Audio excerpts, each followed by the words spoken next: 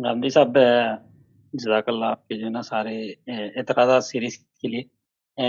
मेरा एक क्वेश्चन था, सूरह बकरा में जो है ना, ये आयत 8 8 से जो शुरू हुआ था मुनाफ़िकीन के बारे में।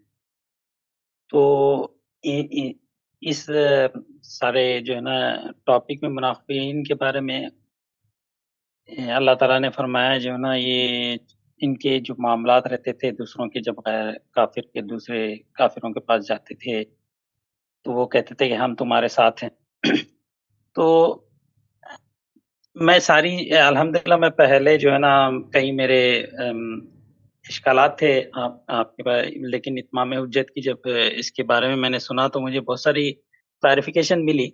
लेकिन एक चीज़ दिल में ये आती है कि ये सारा जो है ना आउटकम जो निकल रहा है इसकी वजह से, उसमें हमारे भी जो है ना अब मेरी काफ़ी सोच चेंज हो गई।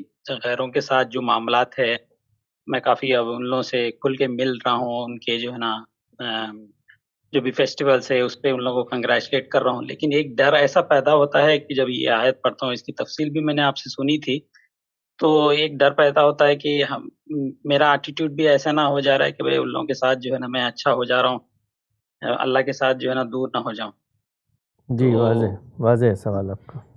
अल्लाह के बंदों के साथ अच्छे रहेंगे तो अल्लाह के साथ भी अच्छे रहेंगे। अलबत्ता ये कि आदमी उनके पास जाके मुसलमानों के ख़िलाफ़ साजिशें करे या उनको नुकसान पहुंचाने के तरीक़े इख्तियार करे या अल्लाह के पैगंबर की दावत के मुकाबले में खड़ा होने की सही करे, जिसको कुरान मजीद में मुशाक्का से ताबीर किया गया है, ये जराइम है। इनसे अल्लाह की पनाह मांगनी चाहिए। बाकी इंसान हैं, सब के सब हमारे भाई हैं, औलाद आदम हैं। हमें तो अल्लाह ताला ने देखिए कि पैगंबर की तरफ से इत्माम हुज्जत के बावजूद उनकी औरतों से निकाह की इजाज़त दी। तो इससे ये अंदाज़ा किया जा सकता है कि अहले किताब के मामले में या दूसरे इंसानों के बारे में हमारे रवैये क्या होने चाहिए। हम इंसानों के साथ नफ़रत की तालीम लेकर नहीं आए। इंसानों के साथ हमारा ताल्लुक़ दाई और मधु का है, यानी हम दावत रखते हैं, हमारे पास एक पैगाम है, वो हमें पहुंचाना है। जब तक आपके दिल में दूसरों के लिए हमदर्दी नहीं होगी, खैर खाई का जज्बा नहीं होगा, आप उनसे ताल्लुक़ उस्तवार नहीं करेंगे तो दावत क्या पहुंचाएंगे।